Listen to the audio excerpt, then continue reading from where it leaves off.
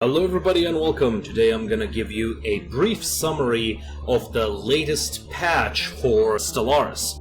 And this is gonna come with the Nemesis expansion and April 15th. If you've been following it, you will know that there are new things coming, such as becoming the Crisis, Galactic Custodian, Espionage, all the awesome stuff, but there have been huge changes and major changes to the game mechanics themselves, as they had been announced by developers, but they also made some last-minute changes that are very important. They have also added Imperial ship set, which I'm very excited to see.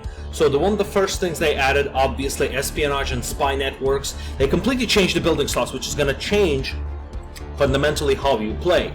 By that I mean now your build slots are bound to the infrastructure, not the amount of pops, which means the most effective way to play will be to constantly building infrastructure instead of keeping the place idle, keeping all of your planets idle. So what you want to see is constant construction on all of your planets, which will be a little bit difficult to balance, but I think it's going to be quite good.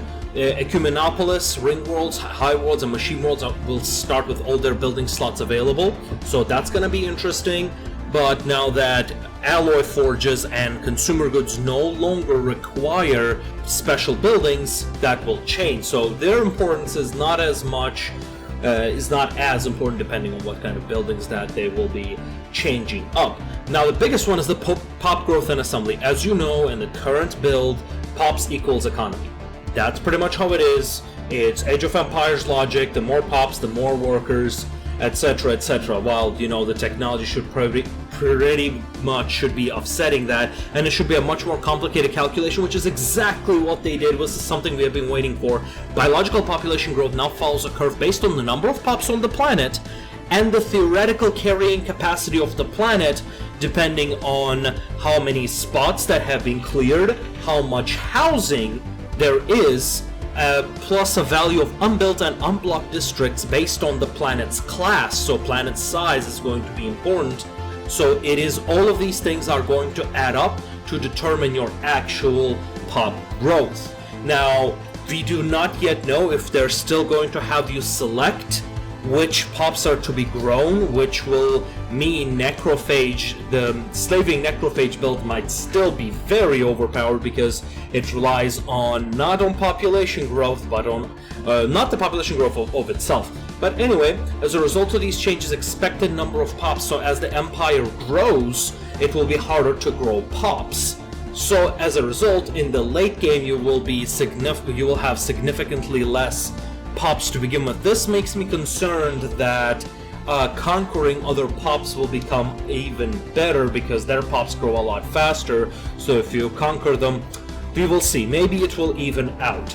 New colonies no longer suffer an explicit growth penalty, which is very good. Now you can have actual hive cities where it's just people breeding, not much infrastructure, not much things to do, and the colony designations now grants the ability for amenities and the happiness. That's going to be great. They changed spawning pools and cloning vats, which are now going to add organic pop assembly rather than modifying pop growth, which is important.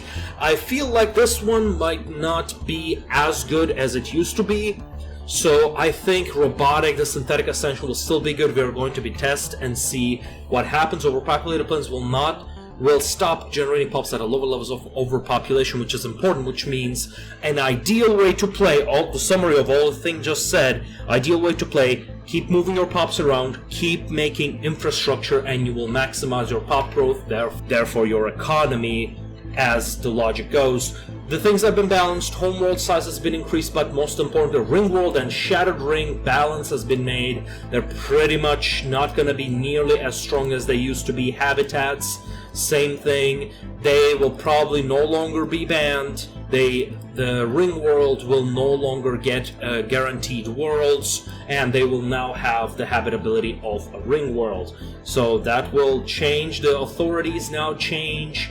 Your authorities and ethics now can change how your pops resettle. There's a lot of stuff going on. Encryption, pop assembly, empire sprawl. Very interesting stuff. I love it. Oligarchic has been buffed, which was unnecessary. I think Oligarchic was already my favorite authority type. And voice espionage, but the overall was the population growth change. Now, space economy now grows a lot faster because technologies now affect those quite a bit more. If you have done the math, you will find that those increases to your mining stations was not nearly as powerful as your worker efficiency increase technologies. Now that has been balanced out, so not really much change, just made a little bit more logical. Hydroponics, now producing base of 10 food, is quite important. Now, playing wide will be quite good, but playing tall will have its own advantages. We will see. The endgame crisis triggers have been changed. You can see you can read all of those in the details. But the most important thing to know, planets should always be building, pops should always be traveling. That's the basic summary, and I'll see you guys next time.